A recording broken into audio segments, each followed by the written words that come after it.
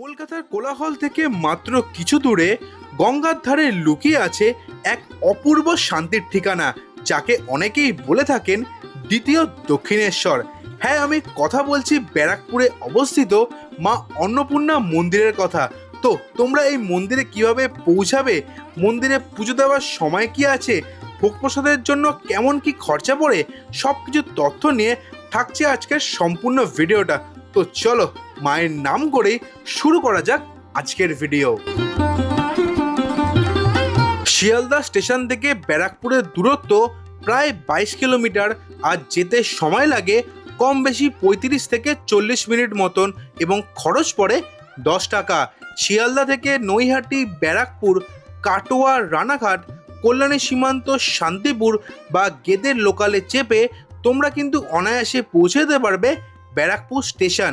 স্টেশনে পৌঁছে ওভারব্রিজ দিয়ে প্রথমে চলে আসো স্টেশনের বাইরে, এবং স্টেশনের বাইরে বেরিয়ে এসেই তোমরা কিন্তু পেয়ে যাবে অটো স্ট্যান্ড। এছাড়াও স্টেশন থেকে 2 মিনিট দূরে কিন্তু তোমরা আরও একটি অটো স্ট্যান্ড পেয়ে যাবে। সেখান থেকেও তোমরা কিন্তু অটো রিজার্ভ করে পৌঁছে যেতে পারবে মন্দিরে। অটো রিজার্ভ করে মন্দির অবধি যেতে তোমাদের কিন্তু 100 থেকে 120 টাকা খরচা হতে পারে। আর যদি তোমরা শেয়ারে যেতে চাও তাহলে তোমাদের খরচা হতে পারে 25 থেকে 30 টাকার মতন। কিন্তু শেয়ারে যেতে গেলে অটো পুরো ভর্তি হওয়ার জন্য তোমাদের কিন্তু কিছুক্ষণ অপেক্ষা করতে হতে পারে। স্টেশন থেকে মন্দিরের দূরত্ব কম বেশি 2.5 কিলোমিটার, এবং অটো করে যেতে তোমাদের সময় লাগতে পারে ওই 8 থেকে 10 মিনিট মতন। ঘড়ির কাঁটায় সময় এখন 11টা, আর আমি পৌঁছে গেছি দ্বিতীয় দক্ষিণেশ্বর অন্নপূর্ণা মায়ের মন্দিরে। তো তোমাদের তো বললাম যে তোমরা কিভাবে মায়ের মন্দিরে আসবে। তো চলো এবার তোমাদেরকে দেখিয়ে নিচ্ছি, তোমরা যদি 2 চাকা বা 4 চাকার গাড়ি নিয়ে এই মন্দিরে আসতে চাও কোথায় রাখবে, কত কী খরচা পড়ে, জুতো রাখার জন্য কত কী খরচা পড়ে, ভোগের কুপনের কেমন কি খরচা, কোথা থেকে কাটবে, মন্দিরে কিভাবে প্রবেশ করবে। চলো ব্যাক টু ব্যাক তোমাদেরকে দেখিয়ে নিচ্ছি। মন্দিরের একদম সামনেই রয়েছে গাড়ি পার্কিংয়ের জায়গা, যেখানে 4 চাকার গাড়ি পার্কিংয়ের খরচা হচ্ছে 30 টাকা, এবং 2 চাকার গাড়ি পার্কিংয়ের খরচা হচ্ছে 10 টাকা।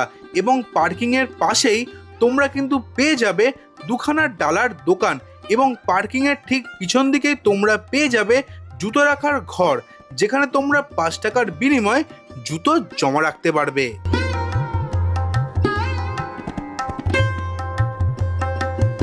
তোমাদের যেমন দেখালাম এইদিকে হচ্ছে পার্কিংয়ের ব্যবস্থা, আর এখান দিয়ে প্রবেশ করে ওটা হচ্ছে জুতোর কাউন্টার তোমাদের তো দেখালাম, আর এটা হচ্ছে মন্দিরের মুখ্য প্রবেশপথ। তো চলো যাওয়া যাক মন্দিরের ভেতরে। আর যদি তোমরা পার্কিং করতে চাও তাহলে কিন্তু তোমাদের এখান থেকে এসে পার্কিংয়ের জন্য টিকিট কাটতে হবে। এইটা হচ্ছে মায়ের মন্দির, আর মায়ের মন্দিরের ঠিক ডান দিকে যেমন তোমাদের আমি জুম করে দেখাচ্ছি, ওখান থেকে কিন্তু তোমাদের কাটতে হবে ভোগ প্রসাদের জন্য কুপন। ঘড়ির কাঁটায় সময় এখন 11টা 20। তোমাদের তো দেখালাম যে তোমরা কোথা থেকে ভোগ প্রসাদের জন্য কুপন কাটতে পারবে। তোমাদের একটা কথাই বলবো যে তোমরা মন্দিরে এসেই কিন্তু প্রথমেই ভোগ প্রসাদের জন্য কুপনটা কেটে নেবে। সকাল 10টা থেকে দুপুর 1টা পর্যন্ত কিন্তু এখানে ভোগ প্রসাদের জন্য কুপন দেওয়া হয়।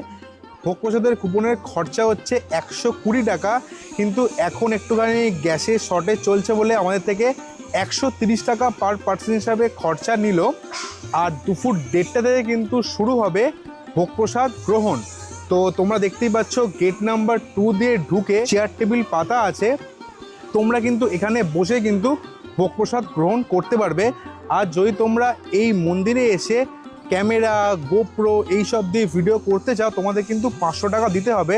যদি তোমরা মোবাইল ফোনে ভিডিও শ্যুট করতে চাও তোমাদের কিন্তু কোনো খরচা দিতে হবে না। তো চলো এবার তোমাদের পুরো মন্দিরটা ভালো করে ঘুরিয়ে দেখাই, আর মন্দিরের ইতিহাস তোমাদের সাথে শেয়ার করি।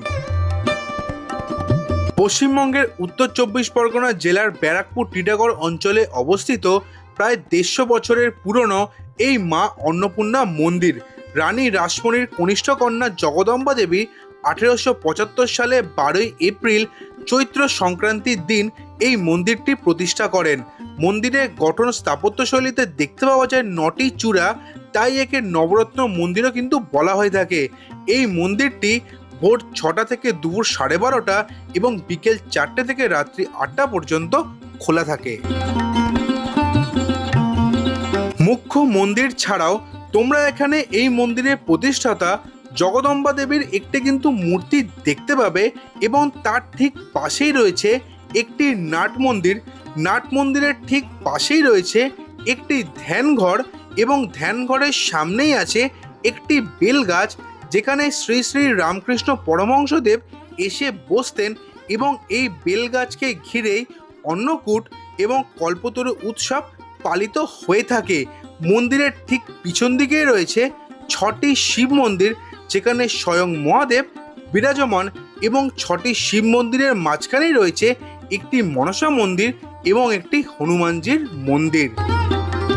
ইতিহাসে বলে মন্দিরের নিকটবর্তী প্রাচীন ঘাটটিতে জগদম্বা দেবী প্রথম এসেছিলেন 1871 সাল থেকে 72 সালের মাঝামাঝিতে। জগদম্বা দেবীর স্বামী মথুরানাথ বিশ্বাস ইস্ট ইন্ডিয়া কোম্পানির তৎকালীন চিফ ইঞ্জিনিয়ার CB স্লেওয়ার্ট এস্টেটের জমি থেকে বর্তমান মন্দিরের ভূখণ্ডটি তার 4 পুত্রের নামে কেনেন। মথুরানাথ বাবুর মৃত্যুর পর জগদম্বা দেবী পুত্রদের কাছ থেকে দানপত্রের মাধ্যমে এই জমির উত্তরাধিকারী হন এবং এই জমিটিতে একটি মন্দির প্রতিষ্ঠা করতে চাইলে শ্রী শ্রী রামকৃষ্ণ পরমহংসদেব তার ইচ্ছায় সম্মতি জ্ঞাপন করেন। তারপর অক্লান্ত পরিশ্রম, নিষ্ঠা ও অর্থ ব্যয়ে নির্মিত এই মন্দিরে দেবী প্রতিষ্ঠা হয়।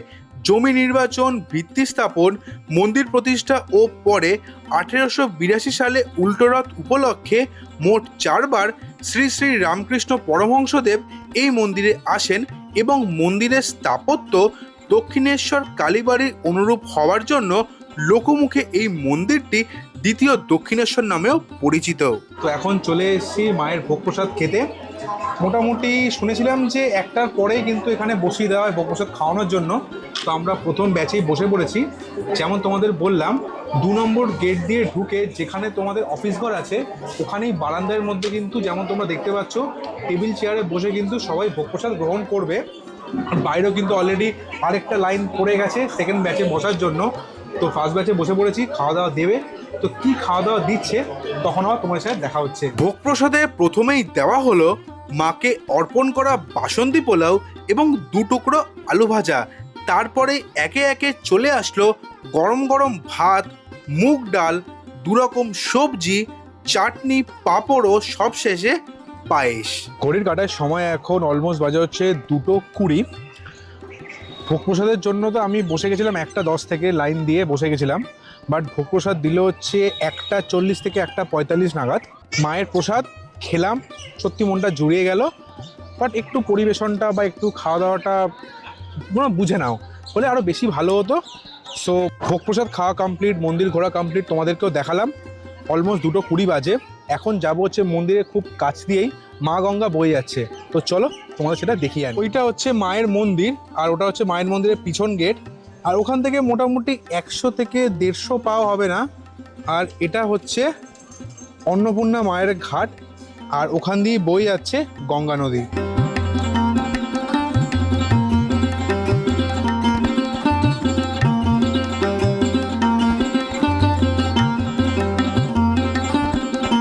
ঘড়ির কাটার সময় এখন 3টে বাজে।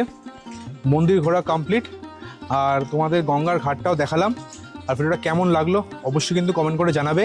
আর যেমনভাবে আমি মন্দিরে এসেছিলাম সেরকমভাবেই আবার মন্দির থেকে ফিরে যাবে হচ্ছে শিয়ালদা। তো মন্দিরের বাইরে থেকে টোটো বা অটো পেয়ে যাব, ওখান থেকে টোটো বা অটো ধরে যাব হচ্ছে ব্যারাকপুর স্টেশন, সেখান থেকে আবার ট্রেন ধরে ফিরবো হচ্ছে শিয়ালদা। আর আজকের ট্যুর এখানেই শেষ হলো। কত কী খরচা হলো আমার আমি কিন্তু স্ক্রিনে আর ডিসক্রিপশানে তোমাদেরকে দিয়ে দিলাম। তো ভিডিও এখানে শেষ হলো। তোমার সাথে দেখা হচ্ছে পরের সপ্তাহে নতুন একটা ভ্রমণের গল্প নিয়ে। ততদিন তোমার সবাই ভালো থেকো, stay safe, stay happy, good bye. দেখা হচ্ছে আবার পরের সপ্তাহে। টাটা।